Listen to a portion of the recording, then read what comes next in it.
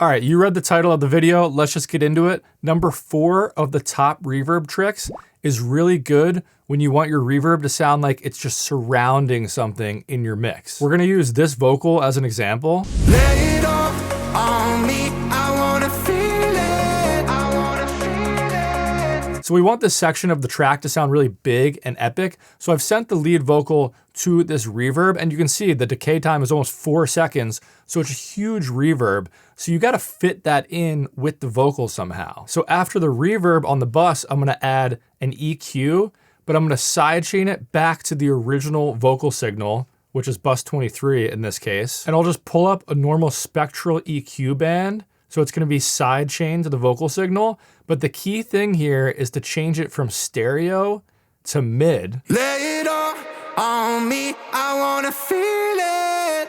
So what this is doing is taking your reverb, and every time the vocal plays, it's only ducking the frequencies that are in the center of the stereo field. So that means all the side information of the reverb is left untouched. So you get this effect like the vocal is surrounded with this huge reverb, but it doesn't get too muddy because you have those frequencies in the center of the stereo image still ducking out of the way. And if I wanted to clean this up a little more, I'd probably make a side layer. But this time I'll just make it a dynamic EQ band. Lay it all on me, I wanna feel it. So now the sides of the reverb are ducking out of the way a little bit when the vocal comes in, but it's really those center frequencies that are ducking the most. So let me do a before and after, and you'll see how much cleaner the reverb gets while still sounding pretty huge. Lay it all on me, I wanna feel it.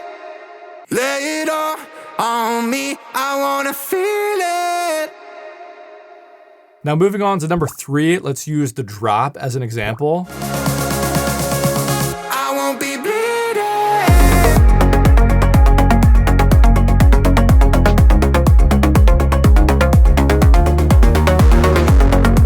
So the problem with a lead synth sound that has a lot of attack on it like this is that once you add the reverb,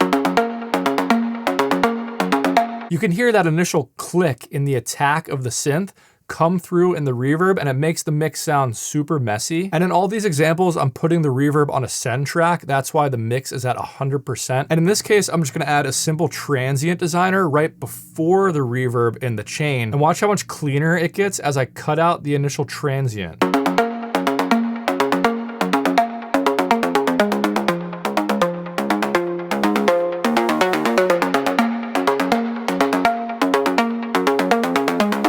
You could use any transient designer for this, but it's taking out all the attack from the signal before it hits the reverb, so you get a much smoother reverb as a result. So now tip number 2 is to get the cleanest reverb you've ever heard. So now after the reverb in our signal chain, we're gonna add an EQ. And I've sidechained this back to the original lead synth sound, because we're gonna make another spectral EQ band that's sidechained back to the original synth. But the difference is this time, I'm actually gonna put it in spectral expansion mode, which is not how people normally use this. So you just gotta make sure this band is using that sidechain input with this little button down here. I'm also gonna check this, which changes the slope of how the band reacts to the frequencies. Now I'm just gonna move this down maybe like 12 decibels or something, and watch what happens as I move the threshold up.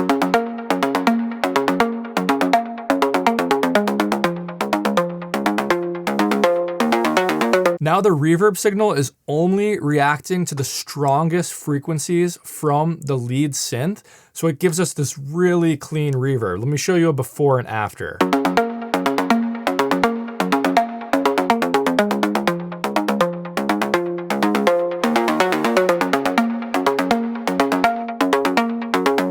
So this is like the cleanest possible reverb signal you can make, and it's nice because you have total control over how clean it is with the threshold knob.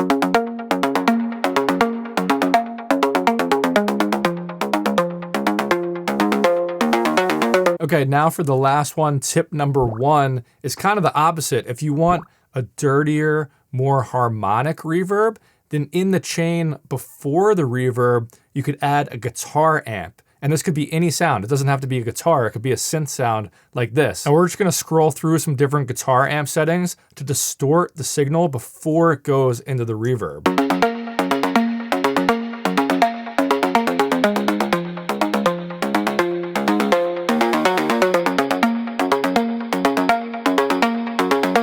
So if I just solo the reverb signal, instead of it having the exact same harmonics as the original sound, if we add the guitar amp back in, now the reverb has these extra harmonics that aren't in the original sound. So when you blend this reverb back together with the original sound, it sounds really unique and has more dimension to it and just sounds more exciting. Anyway, if you want to make really big, punchy, powerful masters that sound as good as your favorite artist, you can take my totally free mastering course at bigzcourses.com/mastering. I'll also leave the link below, and I'll catch you guys next time. Thanks for watching. Peace.